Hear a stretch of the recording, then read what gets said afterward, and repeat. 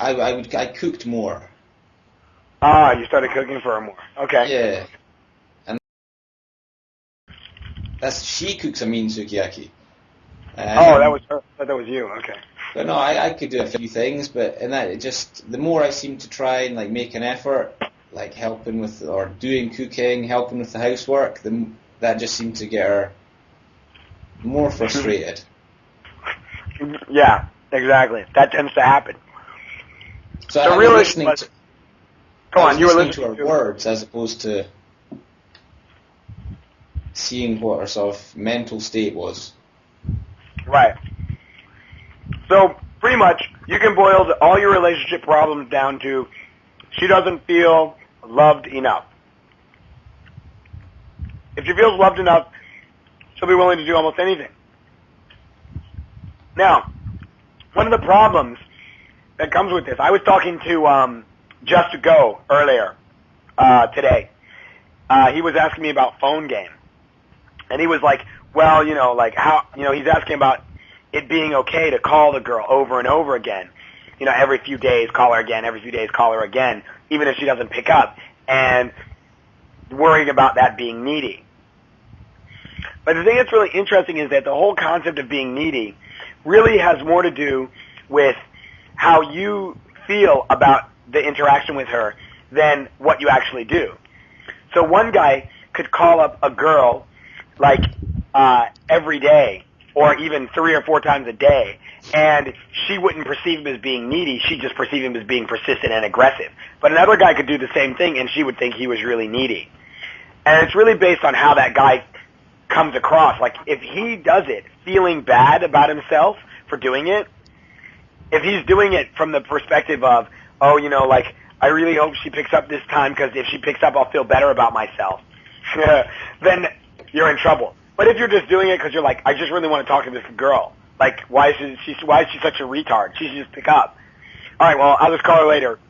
She'll probably pick up then. Then you can keep calling, and it doesn't really DLV you.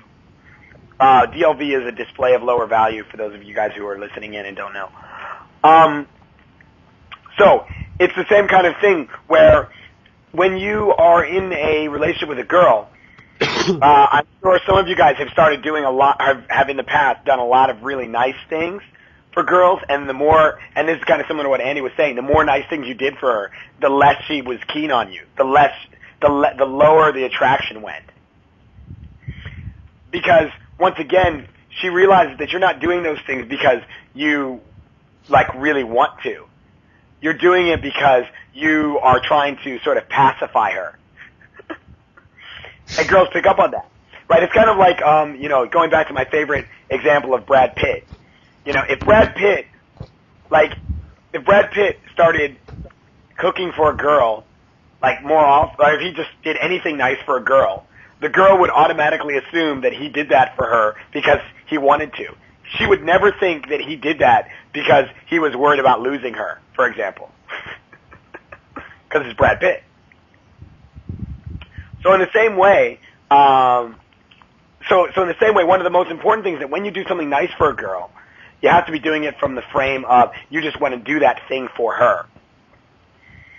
So in Sunday's case, from what he's told me about the relationship, he had a pretty, he didn't really it doesn't sound like he did all that much for the relationship, like in the sense that he wasn't like actively bringing a lot of value to the relationship. Now that doesn't mean he wasn't bringing a lot of value, but it means like he wasn't doing a lot of things for her. And if I'm wrong about that Sunday, I'd like you to correct me. So because of that, when you are someone who you're not actively working a lot for the girl, but she's doing, kind of a lot of work for you, or when she's investing in the relationship with you, then when you don't do certain things, I was giving her the best sex she ever had. Yeah, exactly. Okay, so he says I was giving her the best sex she ever had, and it was enough for a long time.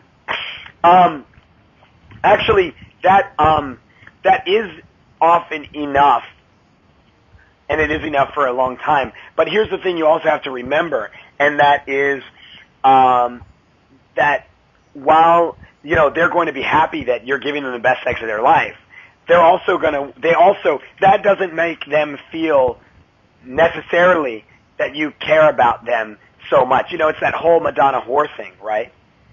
You're giving them, like, the best sex they ever had, and you're really satisfying their whore side, but you're not satisfying their Madonna side. So that's where things like remembering their birthday come into play. Or, like, you know, every now and then taking her out to dinner. So, similarly, I don't really keep track of the birthdays of the girls I'm dating. But I tell them that very early on. So they know. And I tell them, look, when it's your birthday, you should remind me because I don't remember people's birthdays. I don't even remember, like, my parents' birthday. So, you know. And I always tell girls that early on so that they don't have some, you know, arbitrary expectation of, you know, what happened in the past where, you know, birthday time is the next time for the guy to, like, do this whole, you know, thing of trying to impress her and make sure that, you know, she doesn't leave him. So that's one thing you can do.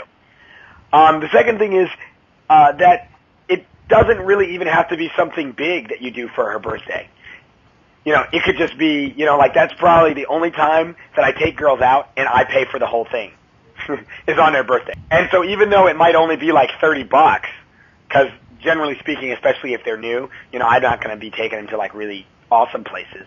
You know, even if it's like $30, I'll be like, no, it's cool. You don't have to pay this time. You know, it's your birthday. And, you know, that really makes them happy, just even though it's just a really small thing. So Sunday, what you could have done in this case is really just been like, oh, cool, it was your birthday, great. Hey, well, you know, let's go out on, you know, when's the next time you got time so we can go out and celebrate. And that handles it. Great, cool. He you know, he didn't know it was my birthday, but he's not like he doesn't want to celebrate it with me. It's just that, you know, for him, birthdays aren't a big, you know, thing for him to remember. And you're essentially done. Yeah, that is better than online sex shop. Yeah, I would agree. And that's basically how you can handle birthdays. So I had that situation actually just recently. I actually called my girl on her birthday, and I didn't know it was her birthday, and I didn't tell her happy birthday. This was when we were on the way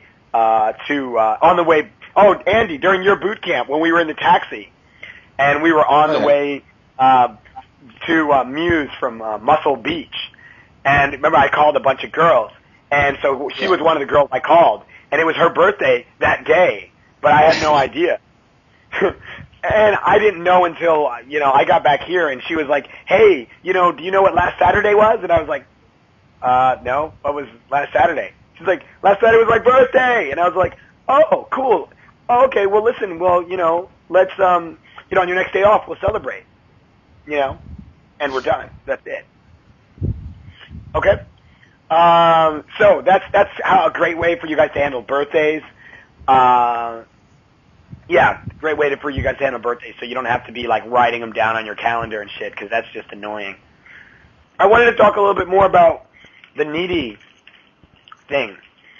Now, it's interesting. Some guys, they don't really understand what it means to be needy because they never were needy. They always got, like, laid a lot from the very beginning. So because of that, they never had that feeling of, oh, I really need validation from this girl, right? He never had the feeling of, you know, if that girl likes me, I would feel so much better about myself. Luckily for you guys, I have had that experience. So that allows me to be able to discuss it. But the thing that's interesting is that as you get more experience and as you go out more and as you have more and more success, whether that means, you know, getting more dates, getting more time bridges, whether they flake or not, getting more phone numbers, whatever that might mean, as you're getting more experience and success along the path of starting sexual relationships, there will come a point when you no longer are needed.